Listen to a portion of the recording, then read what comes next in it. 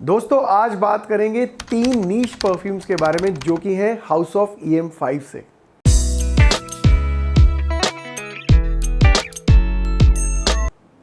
Hi guys, welcome back. This is Anshul Bhatia and you are watching perfume beast.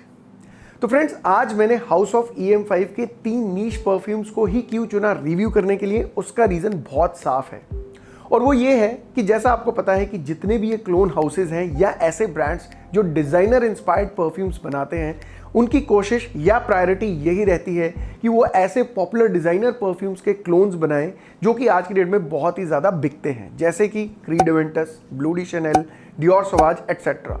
लेकिन मेरे दिमाग में एक पॉइंट ये था कि अगर मुझे वाकई में हाउस ऑफ EM5 के परफ्यूम्स की या एज अ ब्रांड उनके फ्रेग्रेंसेस की क्वालिटी ट्राई करनी है तो मैं उनके कुछ ऐसे नीश परफ्यूम्स ट्राई करूं जिनको मैं मेरी नीश फ्रेग्रेंस कलेक्शन के साथ कंपेयर कर सकूं। तो आज मैं जिन परफ्यूम्स के इनके रिव्यू करूंगा उनके नाम है रेयर, एंटोनिया, नाइट। चलिए जल्दी से शुरू करते हैं अपने रिव्यू से। तो शुरुआत करते हैं एंटोनिया परफ्यूम से। एंटोनिया परफ्यूम की खुशबू से भी पहले अगर मैं इनके बॉक्स पैकिंग या प्रेजेंटेशन को थोड़ा सा कवर करके बताऊं तो मुझे इनकी जो बॉक्स पैकेजिंग या प्रेजेंटेशन है परफ्यूम्स की, वो बहुत ही ज़्यादा एस्थेटिकली प्लीजिंग लगती है, बिकॉज ज़्यादा तामझाम नहीं किया है इन्होंने। अगर ओवरऑल थीम की बात करूं तो टोटली ये इन्होंने वाइट थीम के ऊपर बेस किया है, चाहे वो बॉक्सेस की बात हो या इनके बॉटल्स की बात हो। अगर आप इनके बॉटल की लेबलिंग को भी देखेंगे तो आपको व्हाइट कलर की ही दिखेगी और जो बॉटल्स हैं वो कहीं ना कहीं क्लियर ट्रांसपेरेंट बॉटल्स हैं। Coming back to the fragrance, अगर एंटोनिया की फ्रेग्रेंस की बात करूं तो इसकी जो कॉम्पोजिशन है वो कुछ इस हिसाब से है कि इसका जो सेंट प्रोफाइल है उसके अंदर आपको अर्दीनेस मिलेगी, स्पाइसीनेस मिलेगी और वुडीनेस मिलेगी। जब आप इसे स्प्रे करते हैं एंटोनिया को तो इसके अंदर आपको शुरुआत में ही भर भर के स्पाइसीनेस स्मेल करने को मिलने वाली है और जो उसका प्रिंसिपल नोट है वो है सिनेमन का, दालचीनी का, जहाँ पे आपको वो गरम मसालों की थोड़ी सी हल्की सी तीखी खुशबू आएगी। लेकिन साथ ही साथ ड्राई डाउन के अंदर ये थोड़ी सी सबसाइड हो जाती है, जो तीखापन है खत्म नहीं होता है लेकिन कहीं ना कहीं थोड़ा सा सबसाइड हो जाता है, बिकॉज उसके अंदर एरोमेटिक नोट्स मिलते हैं लेवेंडर के। लेकिन इसका जो एक्सट्रीम ड्राई डाउन है जिसका आपको बहुत ज्यादा मजा आने वाला है वो होंगे स्टायरेक्स के। Styrax is kind of a resin only, जहां पे आपको वो थोड़ा सा, अगर मैं आपको उसका सेंट प्रोफाइल समझाऊं या उसकी खुशबू का थोड़ा सा आपको हिंट देने का कोशिश करूं तो उसके अंदर जिस तरीके से एम्बर की खुशबू होती है, ओली बानम की होती है, जहां पे आपको थोड़ा सा रबर नुमा टाइप सा फील होता है, वैसा ही कुछ आपको इसके ड्राई डाउन में फील होने वाला है। मतलब बहुत ही बढ़िया कॉम्पोजिशन है। अब ये जिस फ्रेग्रेंस का स्मेल अलाइक है या जिससे ये इंस्पायर्ड है, जो कि कंपनी या ब्रांड क्लेम करता है, उसका नाम है क्लाइव क्रिश्चियन का एक्स फॉर मेन। अब क्लाइव क्रिश्चियन एक ऐसा ब्रांड है, हो सकता है आप में से बहुत सारे लोगों ने उसके बारे में ना भी सुना हो, बिकॉज ये एक ऐसा एक्सपेंसिव ब्रांड है जो कि बहुत ज्यादा रेयर है। By the way it's a British brand. अब अगर इस ब्रांड की रेंज की बात करूं, जो इसकी परफ्यूम्स की रेंज है, अगर आप इसको टाटा क्लिक लग्जरी पे चेक करेंगे तो इसकी जो रेंज है वो करीबन 50,000 से स्टार्ट होती है। तो आप इमेजिन कर सकते हैं कि ऐसे फ्रेग्रेंस का क्लोन बनाना कहीं ना कहीं बहुत ही ज्यादा चैलेंजिंग है। तो अगर मैं एंटोनिया की अगर गुड पॉइंट्स और बैड पॉइंट्स की बात करूं तो जो एंटोनिया है यहाँ पे आपको उसकी जैसी खुशबू तो बहुत ज़्यादा अच्छे तरीके से मिलती है, लेकिन कहीं ना कहीं मुझे ऐसा लगता है जो इसका एक शॉर्ट कमिंग है या जो ड्रॉबैक है वो ये है कि उतनी आपको डेप्थ नहीं मिलती है।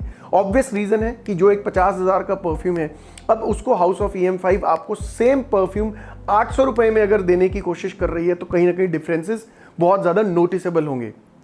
लेकिन अगर इनकी क्वालिटी ऑफ रॉ मटेरियल की बात करूं तो मेरे हिसाब से जो क्वालिटी ऑफ रॉ मटेरियल है that is very very good, because बहुत ज़्यादा आप ये कह सकते हैं बिल्कुल भी सिंथेटिक महसूस नहीं होता है जब आप इनके फ्रेग्रेंसेस लगाते हैं। इनके अंदर वो इनके रॉ मटेरियल के अंदर आपको वो रिचनेस मिलती है, लेकिन कहीं ना कहीं वो कॉम्पोजिशन के अंदर थोड़ा बहुत वो कमियां हैं, या ये कह सकते हैं कि बहुत ज़्यादा स्कोप ऑफ इंप्रूवमेंट है। अगर आपको बहुत ज़्यादा करीबी उसके स्मेल करना है क्लाइव क्रिश्चियन का जो एक्स मैन है तो कहीं ना कहीं इनको थोड़ा सा काम जरूर करना पड़ेगा। But again coming back to the things कि जो क्लोन्स हैं, आप ये कह सकते हैं कि आपको बहुत ज़्यादा अगर डिफरेंट स्मेल करना है, आपके पास डिज़ाइनर परफ्यूम के क्लोन्स की कलेक्शन ऑलरेडी हो चुकी है, डियोर सवाज है, क्रीड एवेंटस है, और आपको कुछ नया ट्राई करना है, डिफरेंट ट्राई करना है, और आपको कुछ ऐसा फील लेना है कि वाकई में इतने रेयर जो परफ्यूम्स होते हैं उनका फील कैसा है, तो आप हाउस ऑफ EM5 के एंटोनिया के साथ बिल्कुल बेझिझक होकर जा सकते हैं। अब अगला बात करते हैं इनके नाइट परफ्यूम के बारे में।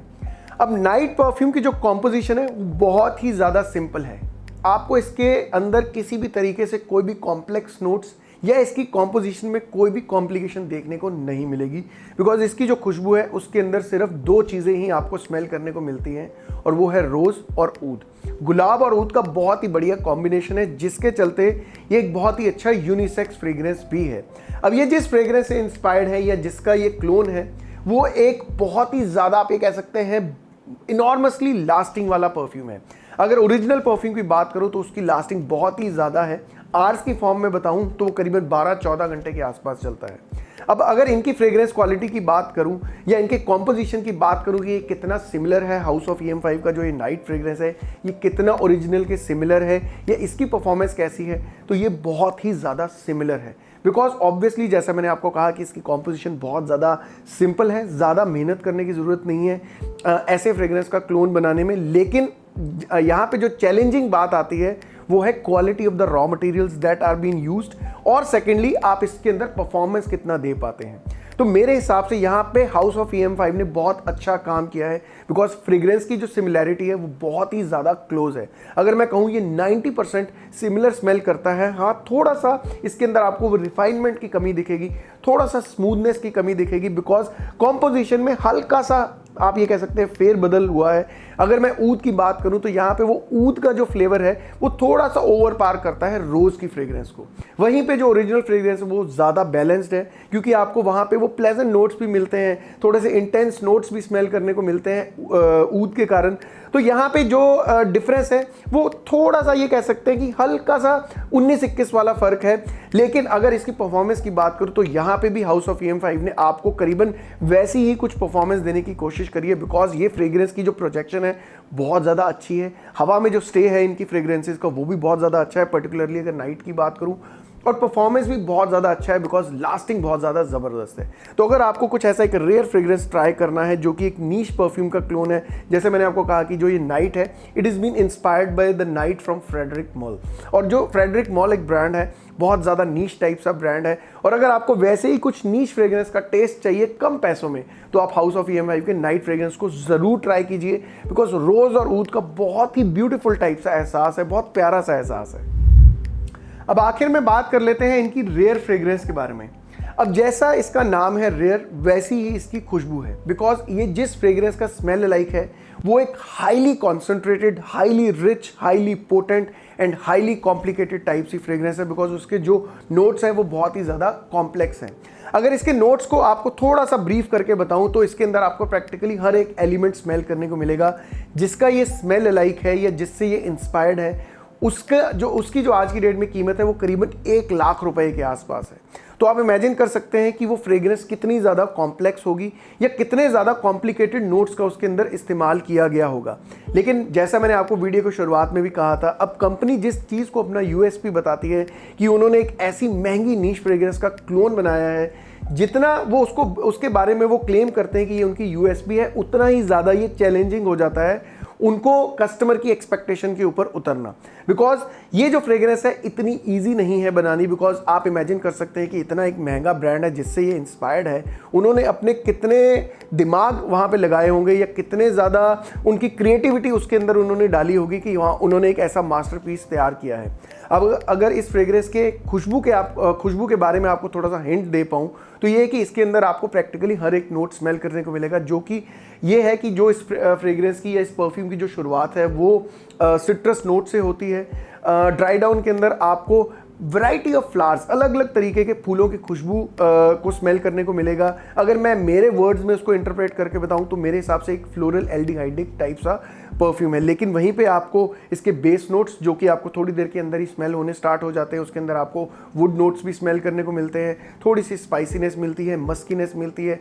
और ड्राई डाउन में ये जो फ्रेग्रेंस है थोड़ी सी पाउडरी हो जाती है, जहाँ पे मेरे हिसाब से इस फ्रेग्रेंस को कैरी करना हर किसी के लिए या हर किसी के बस की बात नहीं है। अब आप इमेजिन कर सकते हैं कि जो इतना कॉम्प्लेक्स परफ्यूम है उसके अंदर इतने सारे नोट्स का इस्तेमाल किया गया है, तो उसको कैरी करना भी उतना ही चैलेंजिंग काम है। बिकॉज मेरे हिसाब से ये जो फ्रेग्रेंस है थोड़ी देर के बाद आप ये कह सकते हैं कि बॉर्डर लाइन फीमेल फ्रेग्रेंस भी लगती है थोड़ी थोड़ी देर के बाद, बिकॉज जो फूल के नोट्स हैं वो एक पॉइंट ऑफ टाइम पे बहुत ज़्यादा प्रोमिनेंट हो जाते हैं। और ये इंस्पायर्ड है रोजा डव के दियागिलेव परफ्यूम से। अब दियागिलेव जो परफ्यूम है वो एक बहुत ही ज़्यादा आप ये कह सकते हैं हाई इंटेंसिटी वाला परफ्यूम है, और अगर उसकी लास्टिंग की बात करूं तो वो भी बहुत ही ज़्यादा है, प्रोजेक्शन बहुत ही ज़्यादा हैवी है।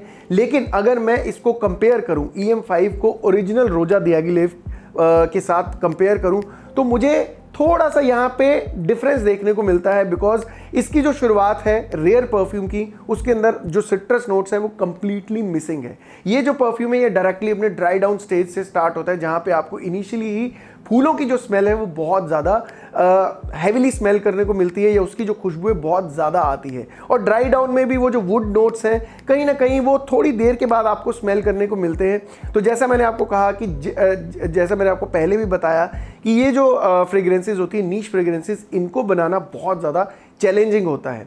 Coming back to this fragrance rare, तो जो रेयर की क्वालिटी ऑफ द फ्रेग्रेंस है वो बहुत ज़्यादा अच्छी है, बिकॉज जिस तरीके का इसका सेंट प्रोफाइल है रोजा दियागिलेव का वो बहुत ज़्यादा हैवी टाइप सा फ्रेग्रेंस है। जब आप उसे लगाते हैं over a period of time, जब लंबे समय के लिए आप उसको लगाते हैं तो हो सकता है कि आपको उसमें सर दर्द की भी शिकायत होनी स्टार्ट हो जाए because of very heavy notes. लेकिन यहाँ पे मुझे ऐसा कुछ भी प्रॉब्लम फेस करने को नहीं मिला है। हाँ, यहाँ पे आपको वो रिचनेस या जो वो इंटेंसिटी है थोड़ी सी कम लगेगी ओरिजिनल फ्रेग्रेंस से, बट अगेन बहुत ही ज़्यादा करीबी एहसास है 1 लाख रुपए के परफ्यूम का। तो यहाँ पे अगर आपको कुछ वैसा ट्राई करना है ये आपके ऊपर है, बिकॉज जैसा मैंने आपको कहा कि एक चैलेंजिंग फ्रेग्रेंस है। तो आई रियली डोंट वांट कि आप सिर्फ कॉम्प्लेक्सिटी ऑफ नोट्स के बेसिस पे या उसकी यूनिकनेस के बेसिस पे परचेज कर बैठे और बाद में आपको लगे यार कि ये फ्रेग्रेंस मेरे लिए नहीं बनी है। तो इसलिए मैं आपको बताना चाहता हूँ कि आप इसके बारे में थोड़ा और पढ़िए, थोड़ा और रिसर्च कीजिए। अगर आपको लगता है कि आपको ऐसी फ्लोरल और थोड़ी सी हल्की सी वुडी टाइप सी फ्रेग्रेंसेस पसंद है तो आप इस परफ्यूम के लिए बेझिझक होकर जा सकते हैं। आप इनका क्लोन ट्राई कर सकते हैं, जहाँ पे इसकी जो कीमत है वो करीबन 799 रुपए के आसपास है। तो फ्रेंड्स, ये रहा मेरा रिव्यू हाउस ऑफ EM5 के 3 नीश फ्रेग्रेंसेस के रिलेटेड। आपको ये वीडियो कैसा लगा प्लीज कमेंट करके बताइए, और महकते रहिए, मुस्कुराते रहिए। Until next time, enjoy life, take care.